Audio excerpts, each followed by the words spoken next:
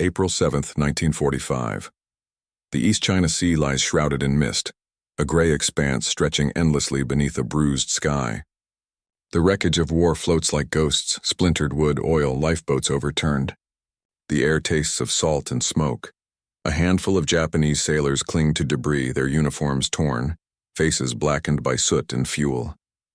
They stare into the distance, to where hours ago the Yamato stood proud, the pride of the Imperial Navy now gone beneath the waves. The thunder of her great guns has fallen silent.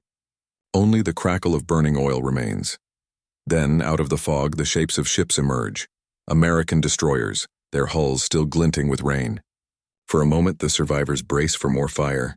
Instead, light, white beams cut through the darkness. One by one, the American ships turn on their floodlights, illuminating the sea, the wreckage, the faces of the defeated. The Japanese sailors do not move. They float in silence, eyes wide, frozen between disbelief and relief. For the first time in years, the night no longer hides the enemy. It reveals humanity. In early 1945, the Pacific Ocean had become a graveyard of empires. For nearly 4 years, the Imperial Japanese Navy had ruled the waters with an iron grip. But now its power was collapsing, one ship, one island at a time. The turning point had come months earlier, in October 1944, during the Battle of Leyte Gulf, the largest naval battle in history. There, Japan's once proud fleet had been shattered. Carriers destroyed, battleships crippled, and air power, the soul of modern warfare, all but annihilated. The Americans had cut off the Philippines, severing Japan's vital lifeline to oil and resources in the south. From that moment, the Japanese Navy ceased to be a true fighting force. It became a symbol, one of defiance, not dominance. By March 1945, the war had reached Japan's doorstep. The Americans had taken Iwo Jima after one of the bloodiest battles of the war. Okinawa was next, the final stepping stone before the mainland. From Okinawa, the U.S. Army Air Forces could bomb Tokyo, Osaka, and Nagoya with ease. Every Japanese commander knew that losing Okinawa meant losing the war. But what could they fight with? The Imperial Navy had almost no fuel. The shipyards that once produced mighty carriers were silent. The skies belonged to the Americans, who now launched wave after wave of carrier-based aircraft that swept over the islands unchecked. Still, in the dark corridors of the Naval General Staff in Tokyo, a plan was born. Desperate, irrational, but in their eyes honorable. It was called Operation Tengo. The idea was simple and suicidal. Send the remaining major battleship Yamato on a one-way mission to Okinawa. She would sail with a handful of escorts, reach the island, beach herself, and fight as a stationary fortress until destroyed. The logic was madness. But in a war already lost, it was seen as a final gesture of defiance, a last roar of the Imperial Navy. The Yamato herself was no ordinary battleship. She was the largest ever built, a floating fortress of steel, armed with 9 18.1-inch guns, the biggest naval artillery ever mounted on a warship. To her crew, she was the embodiment of Japanese pride and engineering brilliance. To the Americans, she was a monster waiting to be slain. By 1945, Yamato had barely fired her main guns in combat. The rise of naval aviation had made her kind obsolete before she could prove her worth. Yet, as Japan's empire burned around her, she was called upon to die gloriously, to serve as both weapon and symbol. Inside the Navy command, there was resistance. Vice Admiral Seiichi Ito, commanding the Yamato's task force, argued bitterly against the plan. Without air cover, he knew they would be slaughtered long before reaching Okinawa, but he also knew what refusal meant. The word honor had replaced strategy in those final days. The order came down from Admiral Toyota Soemu, chief of the combined fleet. All that remains must be thrown into battle. It was not a command, it was a eulogy. On April 6, 1945, the Yamato, accompanied by the light cruiser Yahagi and 8 destroyers, left the port of Tokuyama in western Honshu. The crews were told they would have enough fuel for a one-way voyage. Many of them wrote farewell letters that night, sealing them in envelopes they knew would never reach home.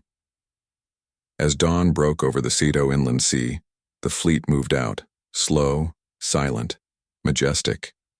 Below decks, the engineers worked in stifling heat, the roar of turbines echoing like a heartbeat. Above, young gunners manned their stations, staring into an empty sky, waiting for the inevitable. To them, Yamato was more than a ship. She was the last hope of a dying empire, a monument to everything Japan had believed itself to be. Proud, unyielding, and destined to fight to the last man. And somewhere beyond the horizon, the Americans were already waiting.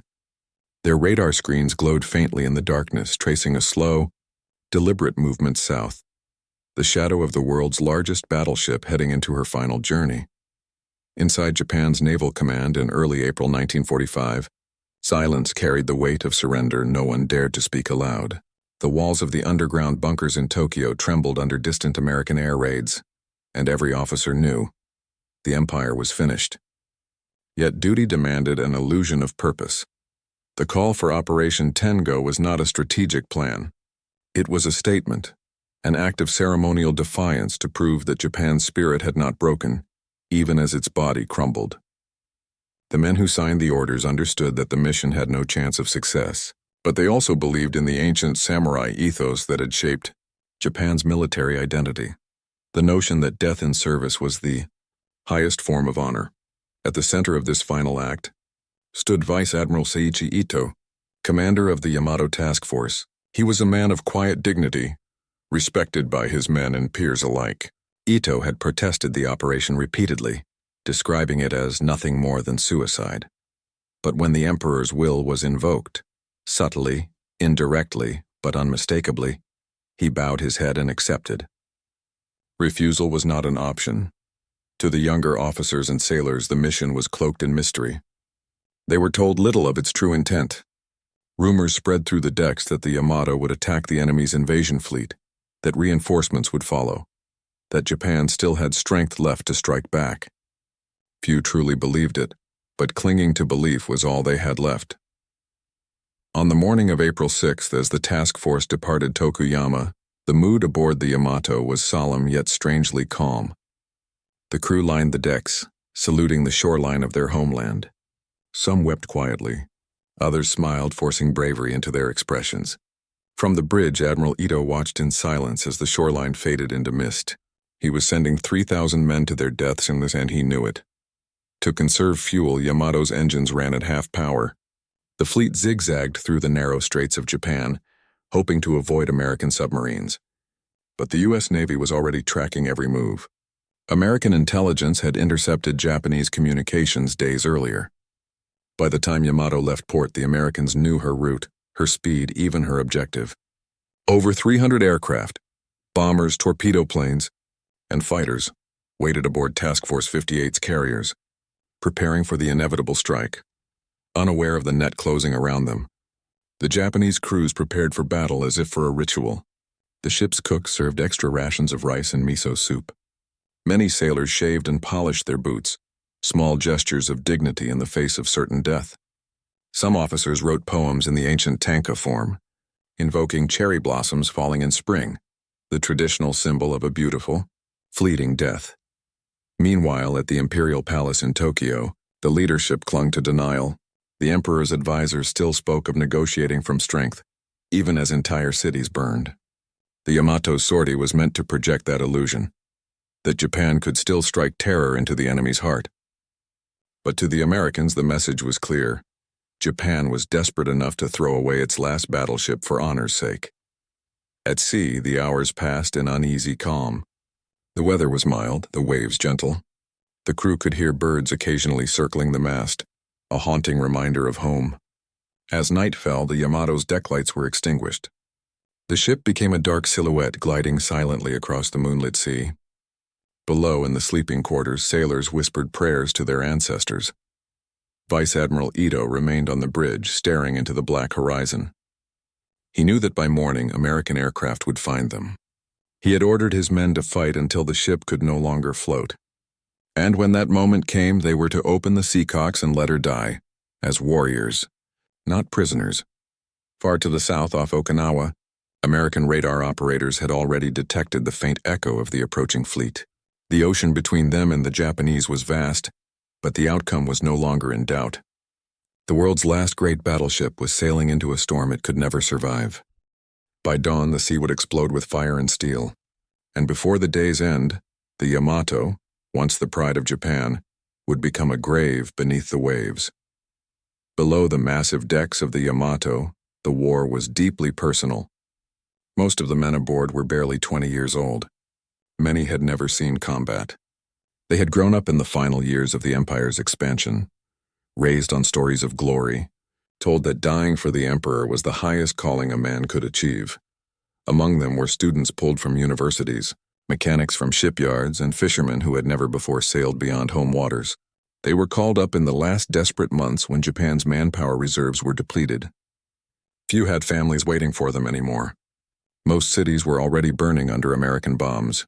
For these young sailors, the Yamato was a world unto itself, a floating city of steel and duty. Below deck, the air was thick with the smell of oil, gunmetal, and sweat. The clang of boots on iron echoed through the narrow corridors.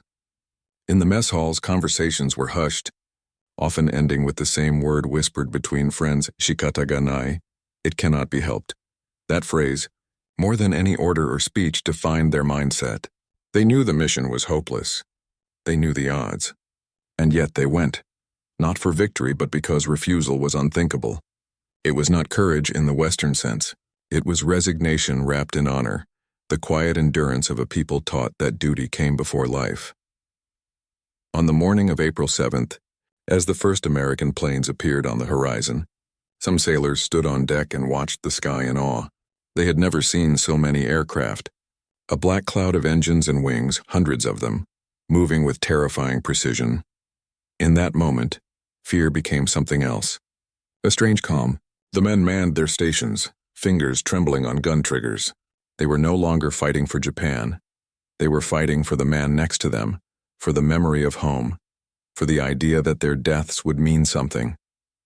When the bombs began to fall, some prayed. Others smiled. Most simply worked, until the sea took them. The tactical angle, the hunters and the hunted, the Yamato sailed into what was, by 1945, an entirely new kind of war. In 1941, battleships had ruled the oceans. By 1945, aircraft carriers ruled the sky and thus the sea. The Yamato, despite her immense guns and thick armor, was blind and slow compared to the Americans' reach. The U.S. Navy's Task Force 58 was a floating city of destruction. Its carriers, Essex, Bunker Hill, Intrepid, and others, carried hundreds of planes, each capable of striking targets hundreds of miles away.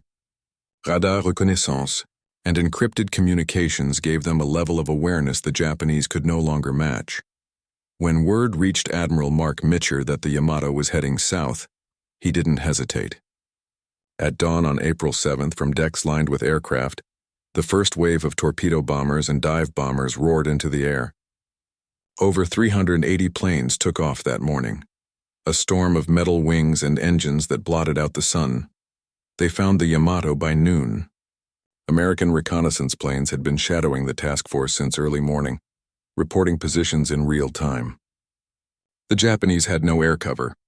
The small number of Zero fighters assigned to protect the fleet had been diverted to kamikaze attacks over Okinawa. When the attack began, the Yamato's anti-aircraft guns opened fire. The ship's superstructure erupted in flame and thunder. The 127mm dual-purpose guns, the 25mm machine cannons, all roared skyward, throwing walls of shrapnel into the air. Some pilots described it as flying through a volcano, yet it was futile.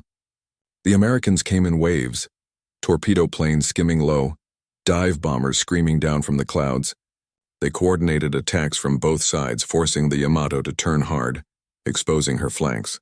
One torpedo struck near her port side, then another. Water flooded in, listing the great ship to one side. The Japanese damage control crews fought like demons, sealing bulkheads, counter-flooding compartments, shouting through smoke-filled corridors.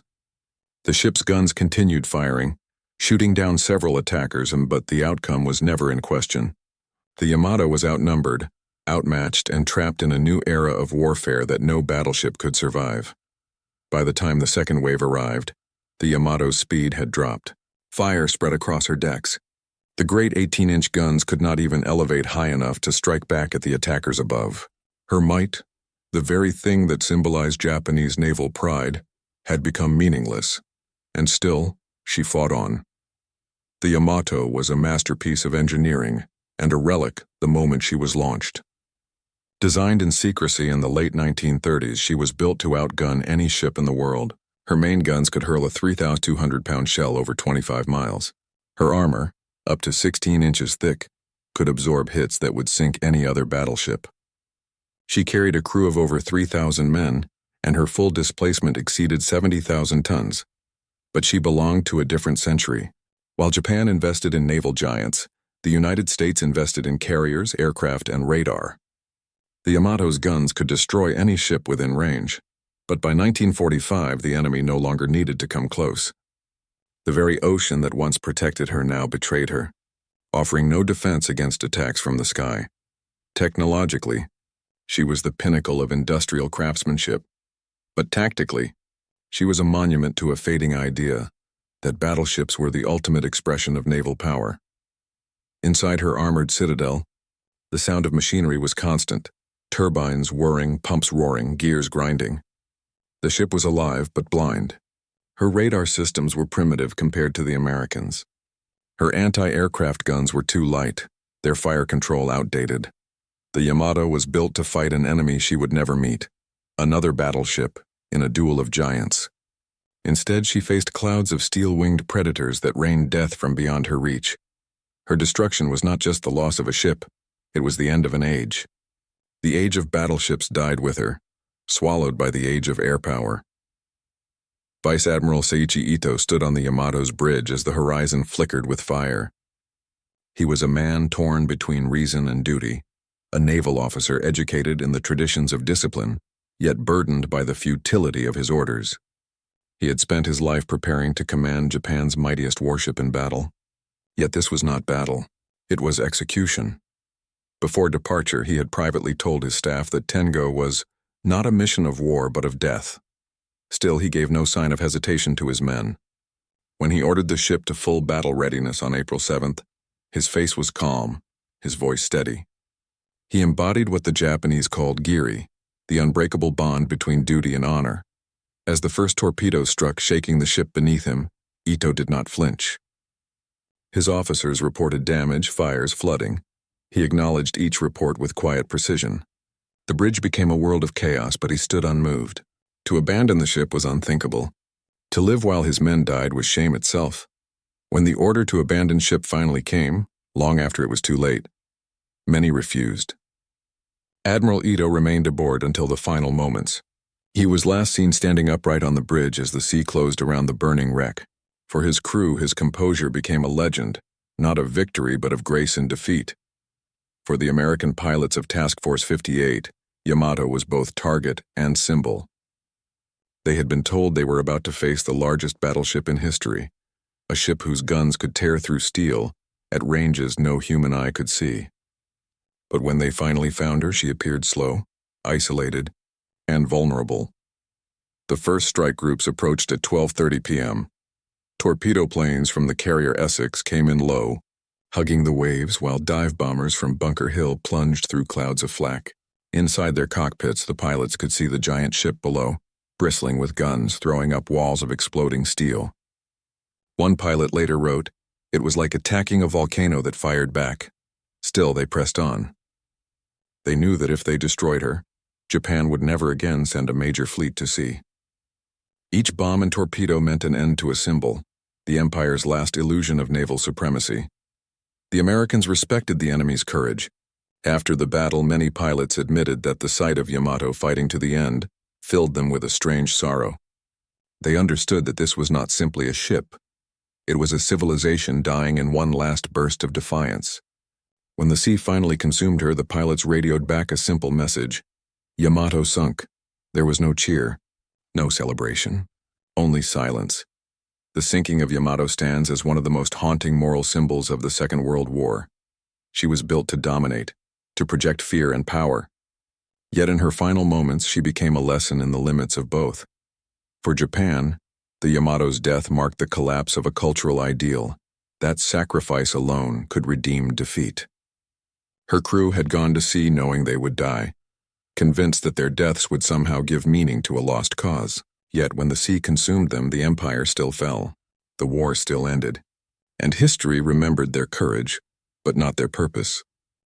For the Americans, the victory carried its own moral weight.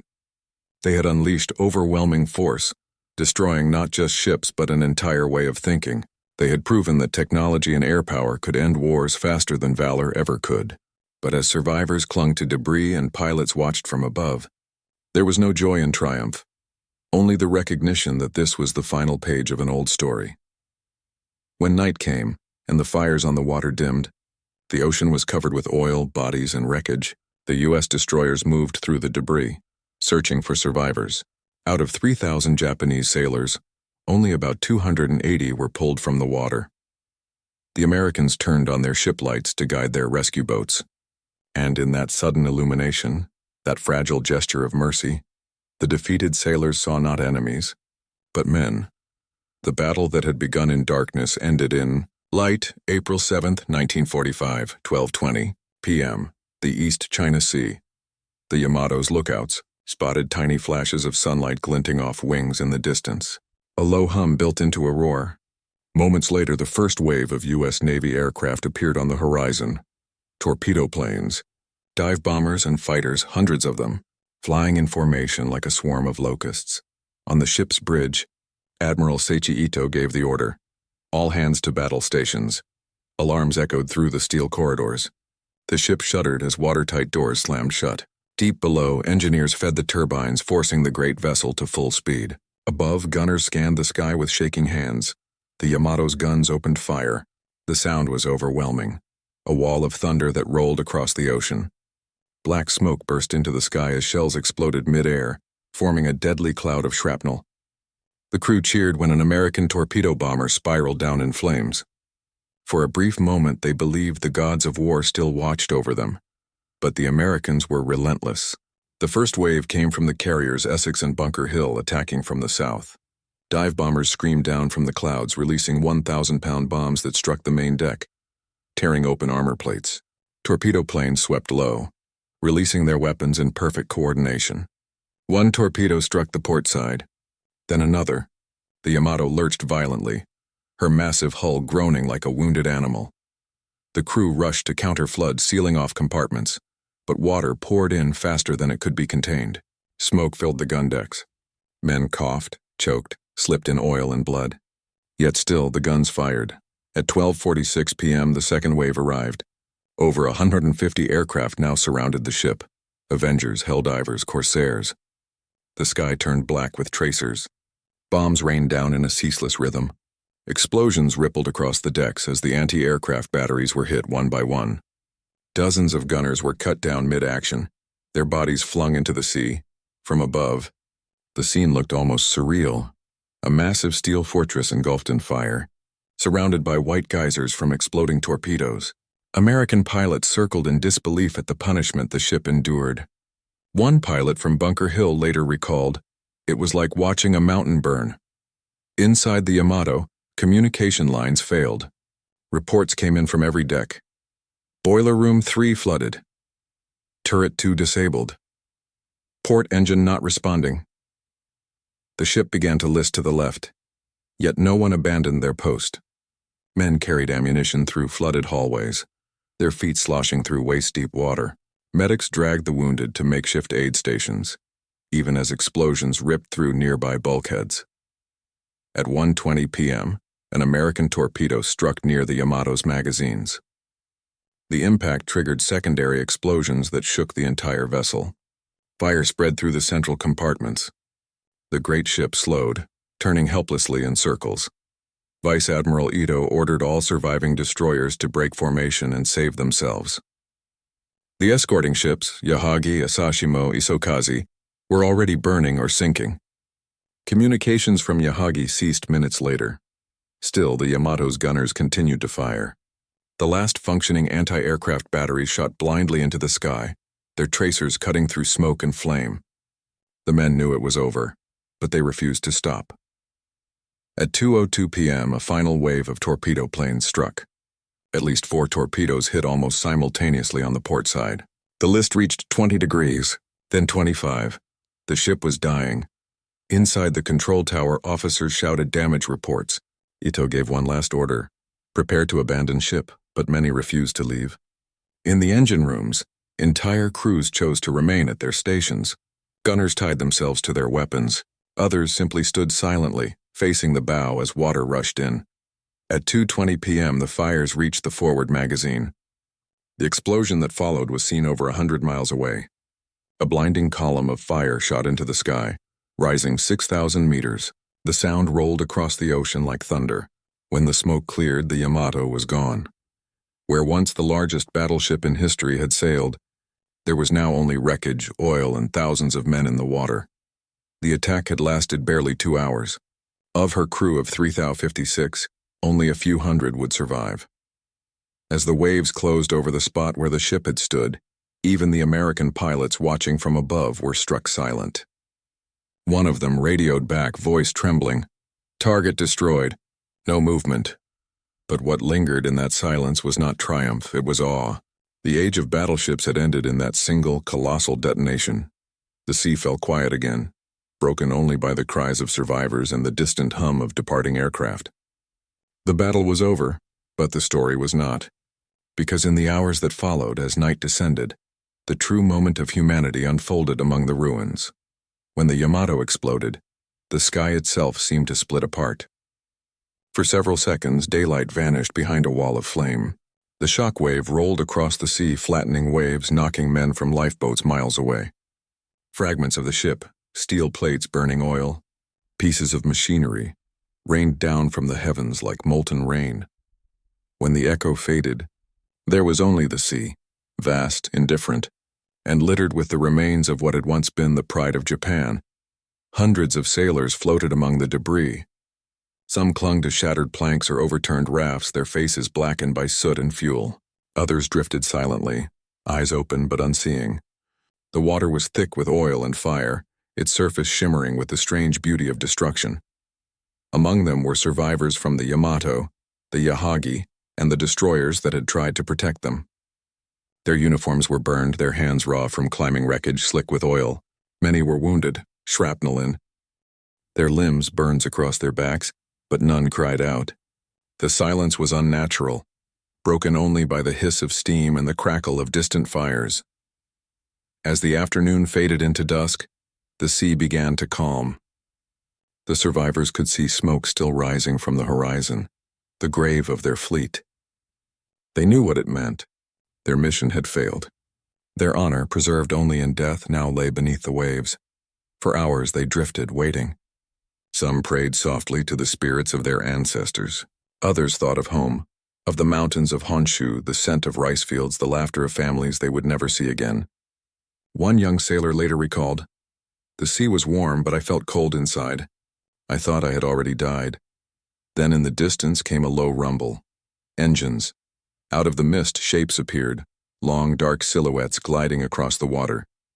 American destroyers, the same enemy that had unleashed the attack hours earlier. At first, the survivors froze. Some tried to hide behind floating wreckage, expecting machine gun fire.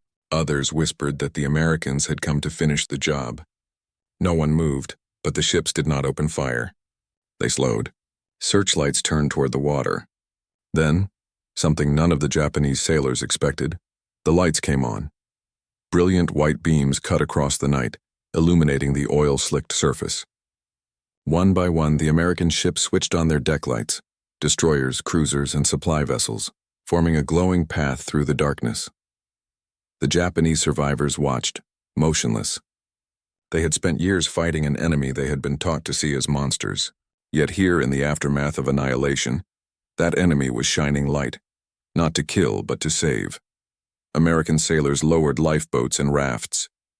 Voices called out through the night in English, words the Japanese could not fully understand but whose intent was unmistakable: rescue. Some survivors hesitated, unable to comprehend mercy from those who had just destroyed their fleet. Others, too weak to resist, reached out. They were pulled aboard by American hands, fed, bandaged, and covered with blankets.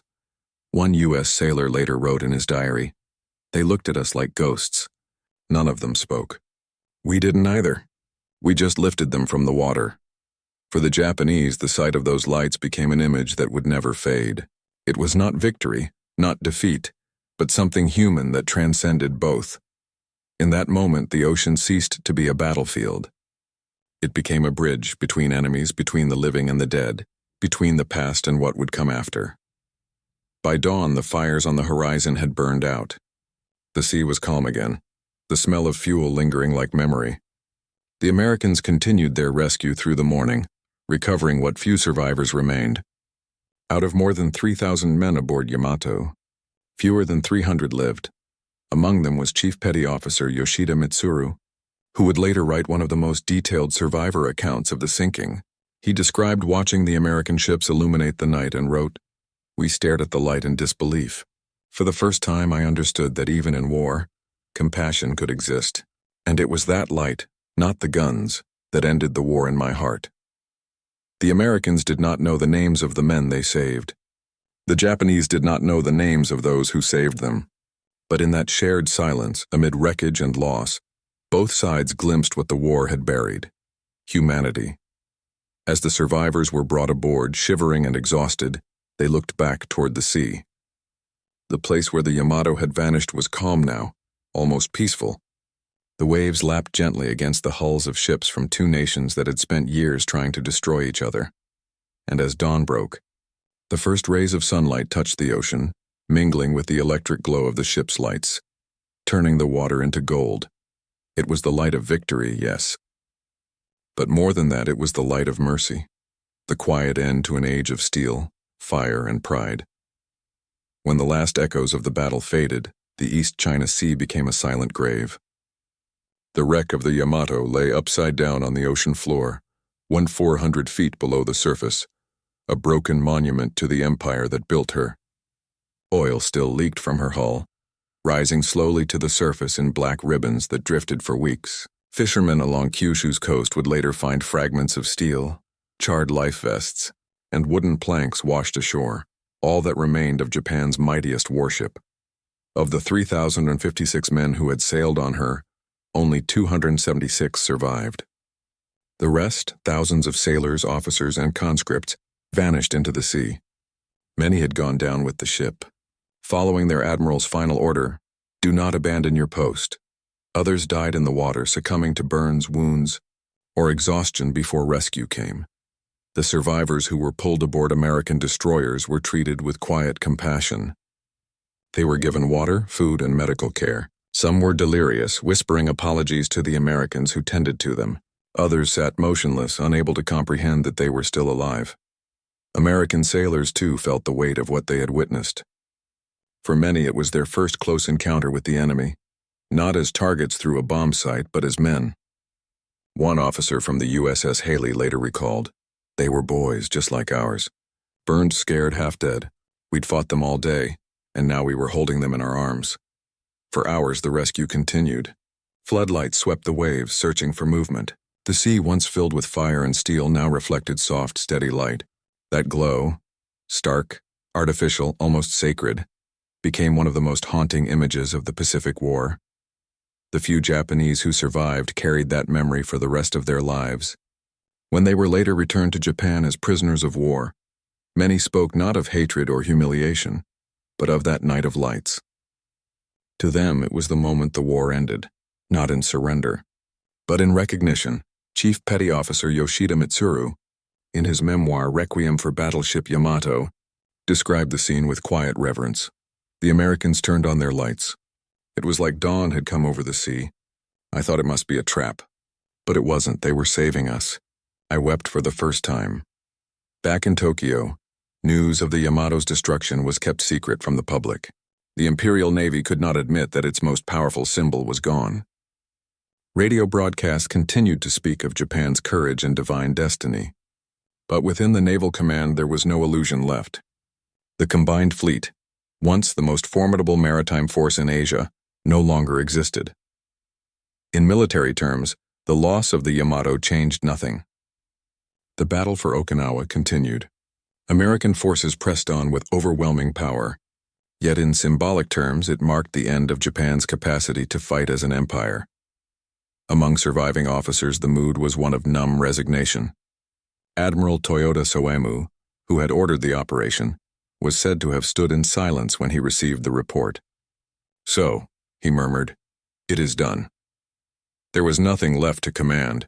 Meanwhile, across the Pacific, the Americans noted the event with restrained efficiency. The Yamato's destruction was another objective achieved, another confirmation of their dominance at sea.